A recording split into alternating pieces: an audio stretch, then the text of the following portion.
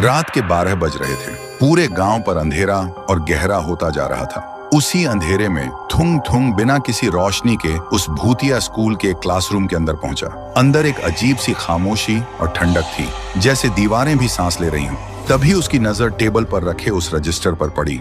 देखते ही थुंग थुंग चिल्ला उठा, कौन हो तुम? मेरी सीता ने क्या किया? सामने आओ।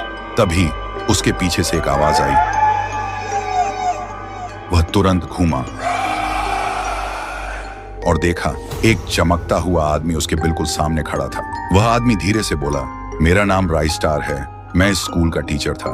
मैं एक टीचर के साथ साथ एक किसान भी था। मेरे खेत का अनाज आधा मैं घर रखता और आधा बच्चों के लिए स्कूल में लाता। फिर एक दिन मैंने देखा गांव के कुछ ताकतवर लोग बच्चों के लिए रखा अनाज चुरा रहे थे। जब मैंने उन्हें रोका तो उन्होंने मुझे बेरहमी से पीटा।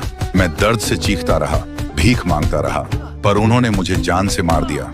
फिर मेरी लाश को स्कूल के बाहर उस पेड़ से लटका दिया था और लोगों से झूठ बोलकर मेरी हत्या को खुदकुशी का नाम दे दिया और इस स्कूल को हमेशा के लिए बंद कर दिया गया। तब से मेरी आत्मा इंसाफ और बदले के लिए भटक रही है।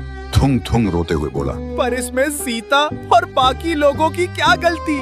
किसी और की गलती किसी और को क्यों भुगतनी पड़े? और सीता के पेट में जो मेरा बच्चा है उसकी क्या गलती है? कुछ देर तक राइस्टार चुप रहा, फिर बोला, ठीक है, अगर तुम गांव वालों को पूरा सच बता दो तो मैं कभी किसी को कुछ नहीं करूंगा।